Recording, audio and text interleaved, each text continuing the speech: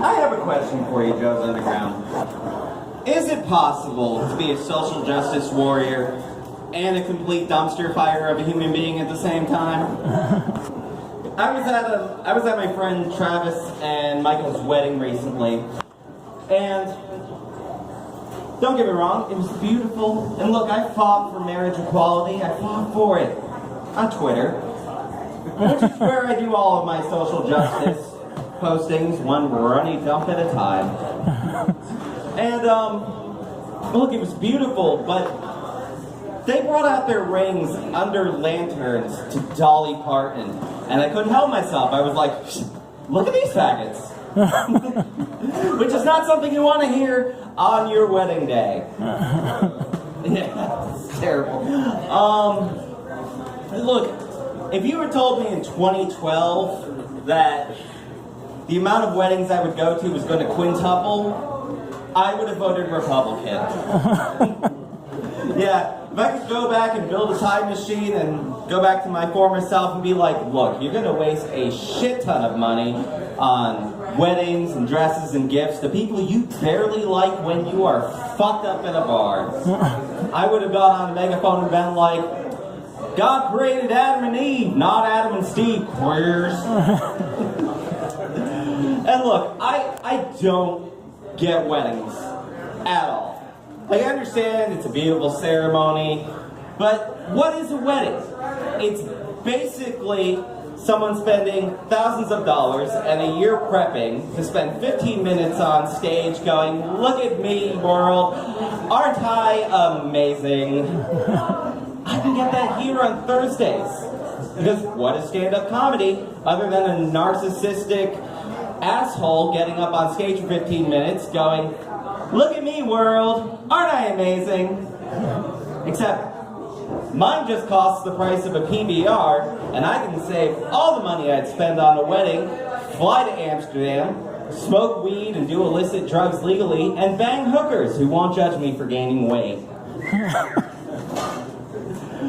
Oh, God. My father actually sent me a text recently, yesterday actually. He's like, do you and Tim like nuts?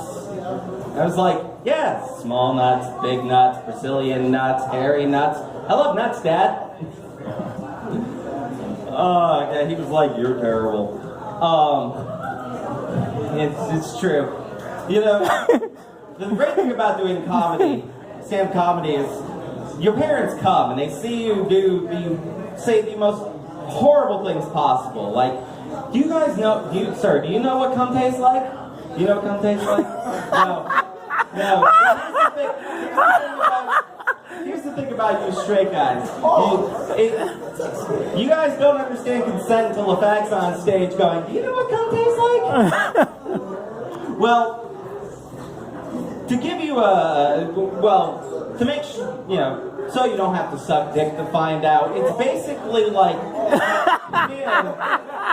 going into the bathroom, chugging some dial and asking the bartender for some salt, and then him spitting it in your mouth, okay?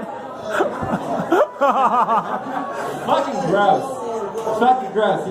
That's why women don't want to swallow. They don't want it in their hair, but they don't want to swallow either. She knows. She's like, that shit is nasty. That shit is nasty. It's weird being attracted to the human body. It really is, because it's disgusting. And nature handed me this card. The card is basically, hey, you're gonna like a plunger and the toilet it's attached to. Oh God. You know, I'm trying not to rag on you straight guys, but sometimes you say really dumb shit. Like, I was at Augusta Pride. I had left. I had my gay regalia on. I had my red shoes, let's dance the blues, my shorts on. I had a pink Augusta Pride shirt on, rainbow suspenders, glittered the fuck out, and I went to my favorite sandwich shop down the road, Knuckle Sandwiches. Woo! Yeah. PB barbecue all day long. I don't know what the owner, I don't know if he sold his soul to the devil to get that recipe, but I want it, and I can suck the chrome off of a trailer hitch. I'm pretty sure I can suck the recipe off of him.